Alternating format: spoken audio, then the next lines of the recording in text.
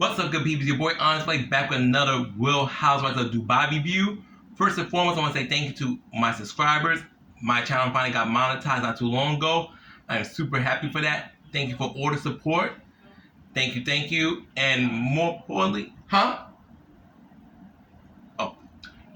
thought my roommate said something. My bad. I don't live by myself, obviously, for those who've been watching. So, you're good. So I was watching Real Housewives. Sorry about that, guys. This is my third review of Real Housewives of Dubai. I've been enjoying this season so much. Season 2 has been spectacular so far. It's just 3 episodes in, and these girls are bringing it. I have not enjoyed watching a series as much as I enjoyed Real Housewives of Dubai. Even the housewives I didn't really care for. And I gotta say this much. I'm probably gonna regret it later. And Lisa is still on number 1. But Starberry is coming for that spot, Sarah. She's kind of coming for that number 2 spot. I've been really enjoying Caroline Starberry a lot so far this season. Now that might change down the line because, Lisa's my girl at the end of the day. That's my girl. But, especially with the whole Ayan friendship situation, which I would discuss during the later part of the review. But overall, I'm enjoying this. I'm enjoying Sarah a lot. I'm enjoying Talene. I'm enjoying Sarah's friend Seba. This one episode, and Seba was introduced during the eviction party that Caroline Starberry's friend Michael. I should just be saying Starberry, but I'm only talking about Caroline Starberry right now. I'll differentiate when I talk about Caroline Brooks. The eviction party was very cute, and when Seba came in, but most people were against what Caroline Starberry did in the party concerning Brooks. Seba and me, I think we would agree, because you're not going to disrespect me and still think I'm going to want you to come to the party. But I will discuss more on that later in my more thorough thoughts. And I do have my notebooks, my notes. So when my brain kind of forgets something, I will look into my notes. But anyways, let me stop jibber jabbering and get to the review.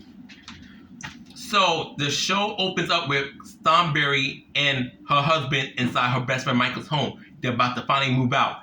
Michael's just ecstatic because they have their stuff everywhere.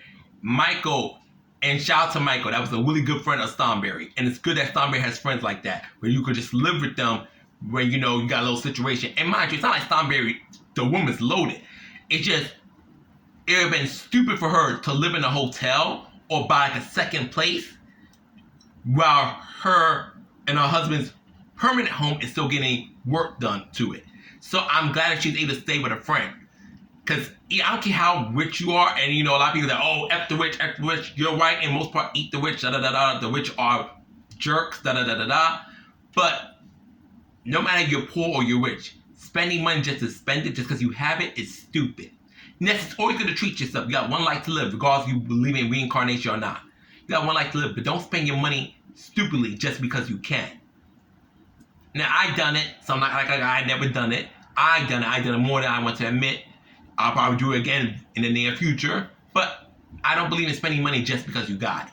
Sometimes it's good to save money. It's good to find a cheaper option, a more frugal option, if you will, to get through things, no matter you're poor or rich. So it pretty much opens up with Starberry and her husband about to move out of Michael's house. Michael's going to get ready to throw the party for them. And there's a little back and forth. I got to say this about Starberry's husband. I don't mention my name because I find him a little irksome. I do not hate him, but I try not to say his name as much as possible because I just look at him as Starberry's husband, and that's the role he kind of plays, and that's the role he put himself in. But his name is Sergio for those who care, because I sometimes do slip up and say his actual name. That man, I don't care. I love how he loves his wife, but he's too clingy. He's too clingy. And it's okay to love somebody. It's okay. When you love somebody, you're supposed to be all for them. But dude, you gotta have an existence outside of your wife. You are literally her shadow, her lost dog, her puppy, whatever.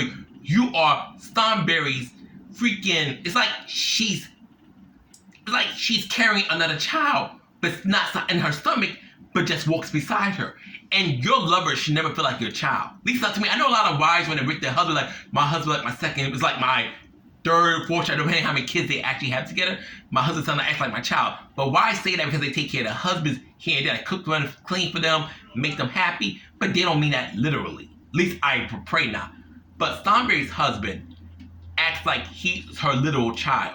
And her own biological children don't be needed that much. They get what they need from their mother.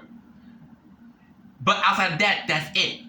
Her own kids, the kids that she actually came out of her stomach, act more independent than her husband that she married.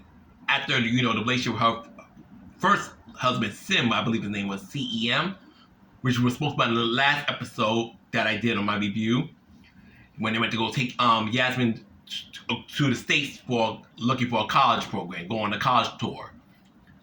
And during that time, Thornberry invites a therapist that she recently talked to him, that she had talked to prior in her podcast. And after hearing the therapist's credentials, and this therapist even it was a hypnotherapist. Excuse my speech impediment. That's why I kind of talk slow sometimes, because when my speech impediment kicks through, I talk too dang fast, and my words go zoom, which is not good for the listener. So this hypnotherapist is very good at her job, very, very good. And she even was a hypnotherapist for the late Princess Diana. She pretty much tells Thornberry during their session that because of your upbringing, Thornberry pretty much living her entire life in boarding school. And that's one thing I want to take away real quick. I don't understand. I know every parent's different. And, at the end of the day, she's living a good life. She's successful. She's well taken care of by her, life, be good for Thornberry. But I think as a parent, I love my child so much, I'm not trying to send my child away from me until my child just at the point wants to start their own family. Like, I'm gay. But if I ever had a son or a daughter, I want my son and my daughter with me as much as possible until, okay, Dad, I learned enough. I'm going to go start my own family. I'm going to go move and do my own thing. I'll still check in on you, but I want to go do my own thing. That's understandable. I can never imagine in gazillion years, even I had Bill Gates' money, Elon Musk's money, Mark Zuckerberg's money combined, I would never look at, I don't even bother my child. I'm sending your butt to boarding school. I'll see you when you're 18. No. My child will go to a private school, but my child will always be coming home to me. Every night. I'm seeing you. You are an adult. You're coming home to me every night. But that's just me. So, but due to her upbringing, Thornberry learned to have this very, I gotta be on it, hands on, like she micromanages, because she believes, Thornberry has this mentality, which I kind of get. If you want something done right, you do it yourself. And you cannot trust someone else to do something that you know best that you can do yourself. So with Sergio, she's so used to micromanaging Sergio. She's so used to babying her husband. She does enable it, in my opinion. She does enable it. I do give her credit. She's trying to pull back and let Sergio do his own thing. But homeboy just wants to be her shadow, which is irksome. And another thing about her husband. This man is close to my age range. As a man, and I say this because guess what? I'm not one of those hyper masculine dudes, but as a man, you don't want to feel like your woman emasculates you. You don't want to feel like you're the woman in a relationship with another woman. Now, I gotta see two gay men, like a mas and a femme. Fine, you want to play gender roles? That's on you. What makes you happy. But if you're a cisgender man in a heterosexual relationship with a cisgender woman, would you not want to feel like a man in that relationship? I'm not saying I'll be like, I do everything. No. And I'm not even, mind you, I know Thornberry I know his family's good as well, but I know Thornberry is more wealthy than him. And I have no problem with the woman taking care of a guy, because roles were reversed. If there was an older man taking care of a younger woman, we'd be like, yeah, she got the bag. But my whole thing is this with Thornberry's husband. It's like, it's okay to love your wife. That's a damn good thing. Bravo. You're supposed to love a person you marry and you want to spend the rest of your life with. My issue with him is that he acts like when she asks him, go do something yourself, go have some independence, go do your own thing, have a life outside of just being my husband. He acts like she don't love him no more, she's just being a bitch to him. Where in reality, no, dude, she just wants you to function outside of her. Act like her shadow. You don't act like her lover. You don't act like her husband. You act like her shadow, her child. And that's annoying. And even during the eviction party, when Thornberry's daughter Yasmin brought up and says, "Hey, can I say something to you? You're not gonna get upset?" And Sergio was like, "Okay, yeah." So Yasmin, you're clingy, and if your stepdaughter can see that you're clingy, that's a problem. That's a problem. And she loves her mom more than you ever can. That's her mother. But even she's not underneath her mother 24/7. So that's one thing I think irks me. I think I would tolerate him more if Thornberry's husband wasn't so clingy to his wife. I'm all for love. I love love. But I can't stand a clingy motherfucker to save my life. One thing I cannot, and one thing I would never do, regardless of ever getting a relationship again, if my man wants to be underneath me 24/7, it's not gonna work. It's not gonna work. But let me move on to my notes because we got other things to talk about. Okay, so after the scene with Thornberry, her husband, and the therapist, we move on to a dinner scene with Talene, Brooks, and Lisa. Basically, they discuss, the situation that happened at the party, at Talene's party, which was a beautiful party once again. And that when Brooks was under the influence, she called Thornberry a cunt. First of all, I don't know, I think there's worse words in the world. Worst words in the world. But someone called me, I guess because I've been called so many bad things. To me, cunt is child's play. I guess they took it to heart.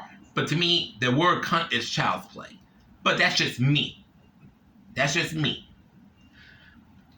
But between how Brooks acted towards Thornberry, they're like talking about the whole situation, like what triggered it. And Brooks is pretty much saying, I'm defending Talene. This is my issue with you, Brooks. If Talene does not care, if Talene and Thornberry already squashed that situation by Thornberry and her husband seeing Talene's vajayjay at the Beyonce private show, why are you still bringing it up? Why are you still here? To me, that's BS.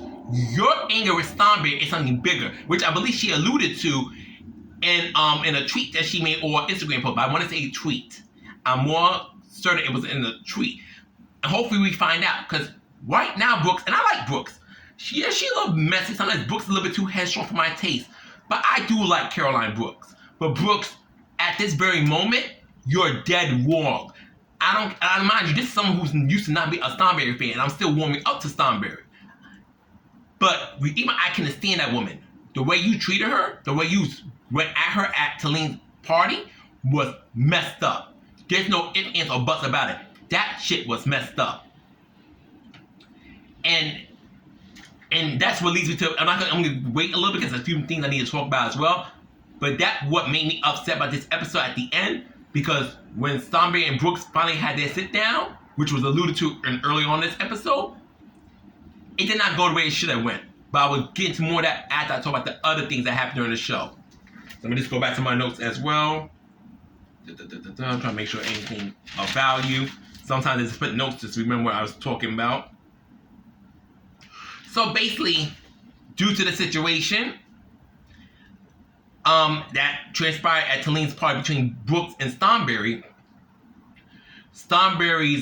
remember the eviction party I spoke about earlier that her friend Michael's throwing for her. Thornberry had originally invited Brooks to that party. But after that fiasco, Thornberry disinvited her. Now, mind you, the girls who ended up showing up to the party was Lisa, Ayan, Sarah, her friend Seba, who I'm liking so far. Let's hope we say that way, Seba. And Talene. And Talene, they show up to the eviction party that Michael's throwing for Thornberry and her husband. And when Thornberry reveals to the girls that I just invited Brooks, Ayan was shocked, but she was just living for the mess. But Sarah and Talene were like, why you disinvite her? Why? And I'm like, I like Sarah and Talene, but I'm looking at Sarah and Talene like, are y'all slow? Brooks literally cursed Thornberry out, called her names, and was acting really messed up to her, acting sideways towards Thornberry. You think after Brooks did all that, Thornberry was like, girl, you just had a couple of drinks on you, whatever. You call me this, that, and the dirt, but you just under the influence. It's good. You still coming to the party. No, I don't care. And I love my roommate. I would die for my roommate. That's how much I love him. But if my roommate had cursed me out, said mean things to me, I'm not going to be cool with them. And then with him, I'm like I don't know his pronouns. I'm not going to be cool with him the next day. It's going to take me a couple of days to warm up back to him. Because I'm going to be hurt and upset. So how in the world they expect Starberry just to be okay with how Brooks acted towards her? Because, and as Starberry mentioned at that party, had Starberry done that to them, they wouldn't like it. They wouldn't like it. But Talene and Sarah like, how could you disinvite Brooks? Just the way she did. Seb was the only one that Starberry was being messed up towards her.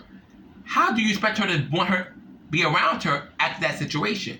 Now, of course, Brooks didn't really give a darn that she wasn't invited. I will say this much. Brooks like, whatever, I don't care that you didn't disinvite me. Like, Brooks really didn't care.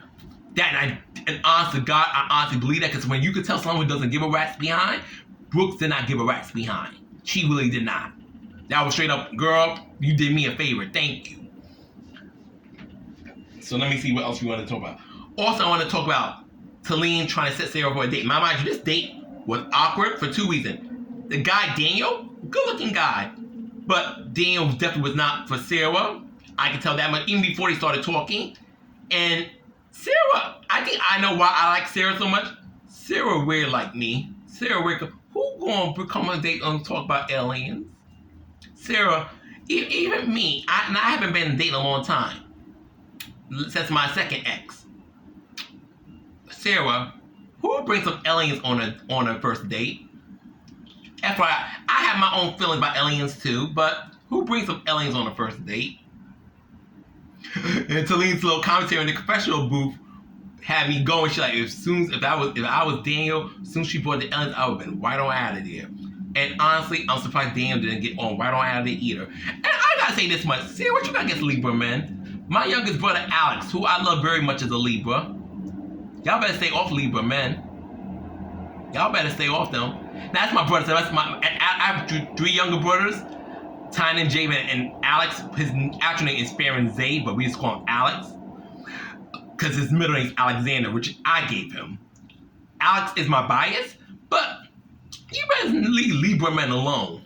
But anyways, let me get back on topic. So, and another thing I want to talk about, the speak of the dating. Sarah's, prior to that scene, Sarah's talking with her son. Her son is so adorable. About, oh, I'm going to be dating and mommy's trying to, find the right guy. And I want to say this much. Sarah been through a lot. You can tell that, how her son reacts to her when it comes to guys. How they've been through a lot. And regardless if someone likes Sarah or not, no woman should feel like they are less than doo-doo because a man doesn't know I appreciate them. And when I believe it comes back to you. You don't mistreat somebody. If you don't love somebody, leave them alone. But that doesn't give you the okay to mistreat somebody. And I feel for what Sarah and her son had to go through. And speaking of relationships, when you have a child, it's very important to find the right person. I'm going to break topic. I'm sweating like hell. But if I put my fan on, y'all will not be able to hear me. These are the things I do for y'all. But I am so hot right now in my bedroom. I want to turn my fan on so bad. But if I do, y'all not going to hear me. Let me get back on topic.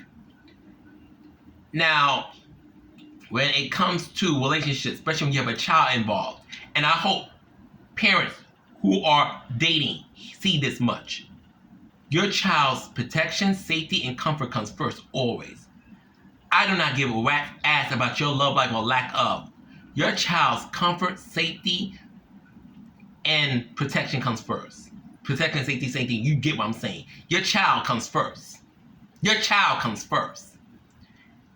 I wish a certain dimwit realized that, and my nephew would still be here today.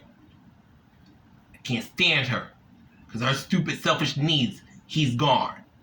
But let me get back to what I was saying. Your child comes first. So when you're looking for love, not only gotta make sure it's the right person for you, it has to be the right person for your child. You cannot bring any random rigmarole around, because people will show you one thing and do another. And if you pick the wrong person, especially around your child, it could cost your child their life. So please, I understand no one wants to be alone, unless you're like an asexual like me, who can handle being alone, just wish I had a guy to ride every now and then. But that's besides the point. You have to make sure you pick the right person for not only yourself, but for your child. Especially for your child. Your child is number one. You brought them into this world. It's your responsibility to protect them until they're able to protect themselves. So, no matter how much you're in love, you need to make sure your woman, your kids, or kid, a child, whatever, you pick the right guy. Because not only that guy could end up being a hindrance to you or worse, that guy can do something to your child, and it's going to be reflected upon you because you brought that monster around your child. So please, never rush into love, especially when you have kids involved, because you pick the wrong person because you want to fill a need inside of you. Something bad happens to your child, that falls on you. So please. So I definitely understand Sarah's son's apprehension with her dating again, and I love the relationship she has with him. Personally speaking, he's a bit too young to be dealing with all that relationship stuff. But I'm not going to tell a parent how to parent, especially when I think the parent is doing a good job. And from what I've seen, I think Sarah's doing an amazing job with her son. Now, next thing I want to talk about, and speaking of parents, I enjoyed seeing Elisa hang out with her mom. That was one of the best things. Lisa took her mom to like a more traditional part of Dubai to go shopping for her stuff, for her business. Mina Woe, I almost said Mila Eve, think of Onyxe's business. Mina Woe, I mean, she's showing herself. She took her mom to go eat. But one scene that broke my heart a little bit, well, two things, but one more. It really hurt when Lisa's mom was telling her, when are you going to come back to the States? You told me you were going to be in Dubai for 2 years. It's been 10 years now. When are you going to come back? And she was like, she liked us drifting apart, and I miss my baby. And Lisa felt bad too, but Lisa was like, Mom, why don't you consider staying in Dubai? Just live in Dubai, And so I get that. Personally speaking, I think Lisa's mom's not going to stay in Dubai. I think she's going to want to go back to the States. But I know she wants to go. I think she'll try it because she loves her daughter.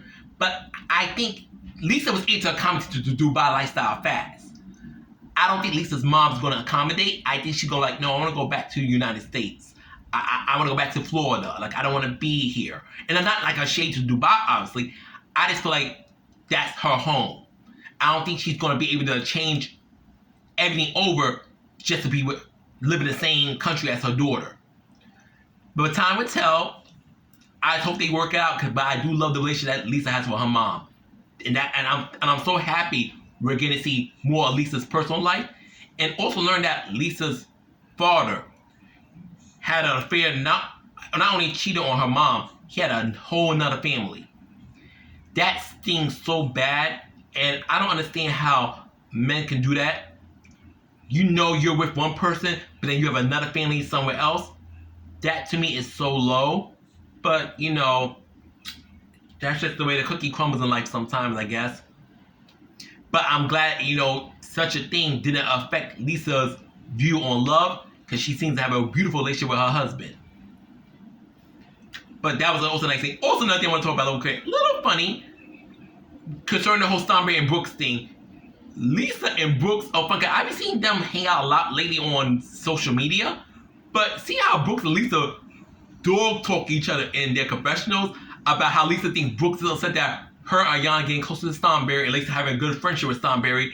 And Brooks thinks that Lisa is projecting, and because she's actually just upset that she sees Ayan drifting away from her, getting closer to Stormberry. Brooks and Lisa are funny. I think how Ayan says that she sees a lot of Stormberry and Lisa in each other. I honestly think I see a lot of Brooks and Lisa in each other. I do. And I just hope their friendship works out. But it's just so funny to me to see that as a viewer, you see what's going on in present time. Because obviously, this was filmed a year or so ago for Real Housewives of Dubai Season 2. But I just find that really funny how they dog talk each other in their confessionals. Brooks and Lisa or something else. Okay, I want to finish my notes. I think I'm about to get to the end. Okay, so yeah. I'm pretty much at the end. I've been talking my ass off. So finally, the final scene comes around. Brooks and Stormberry sit down. First of all, Brooks was 17 minutes late to meet with Stormberry. Ain't Brooks mother wanting her business, but girl, you could have just called Stormberry and told a girl I'm running a little bit late. You just had that woman sitting there. That's mean. And what makes that so mean? it's considering what happens when you finally do get there. So Brooks and Starberry have their talk. Starberry is like, Brooks, what's the issue between us? You know, and Brooks like, yeah, we got stuff, you know, but I feel like you're not having my back like that, da-da-da-da-da. And I didn't like the way you was talking about Talene when you and Sergio saw her with JJ. And I'm like, listening to Brooks, I'm like, Brooks. Talene and Starberry squashed that situation. Why are we still talking about Talene's with JJ? You know, I'm a gay man, and I'm not curious about Talene's with JJ. Is it that magical? Why are we still talking about Talene's with JJ? If Starberry and Talene squashed that, what, episode 1? Episode 1? Why are we still talking about this? Why? Now, yes, as I said earlier, Brooks alluded that there's deeper issue between her and Starberry, which I hope we find out, because this JJ thing's getting on my nerves. It's getting on my nerves real bad. Because if Talene has no issue with it, Starberry said it gazillion times, it was a joke. It was a joke. It was a joke. Why are you still hung up on this situation? It is frustrating. It is frustrating. So dumb to still be hooked up on this situation when the two women, the woman who's actually affected by it the most, Talene, moved on, and Starberry already admitted several times it was a joke. It was a joke. Haha, funny joke. Why are you still hanging on this, Brooks? Brooks, I like you, but you took zero accountability. I bet you told Starberry, well, you know what, bitch, this is my real issue with you, and you named the actual issues. But you just kept saying, oh, you don't feel like you being a friend to me, da-da-da-da, you're not having my back. I'm like, what? That final's like, what? You know when you came in late, you're not going to take accountability or even explain yourself? Tell me why you really mad at me? Girl, you could take a green tea with honey and keep walking. So, and Starberry decided, you know what, Brooks? After that, because Starberry looked so bewildered, she's like, what? What? I know, I had like, but she's like, no, Brooks, I'll be cordial with you, but I don't think we're going to be friends no more. And at this very moment, I do not blame Starberry for feeling that way. But anyways, that's it for the review. I do apologize advance for the tangent, and I apologize for beginning a little weird interaction with my roommate. He was actually just, I guess, singing in the background. I don't know. But anyways, that's when you get to live with, that's when you live with somebody. Hey, I like it. Anyways, guys, thank you for supporting my channel. Peace and take care. Honest Way out. Let me know your thoughts in the comments, especially to my fellow Real Housewives of Dubai viewers. Love you guys. Onyxe out. Ciao.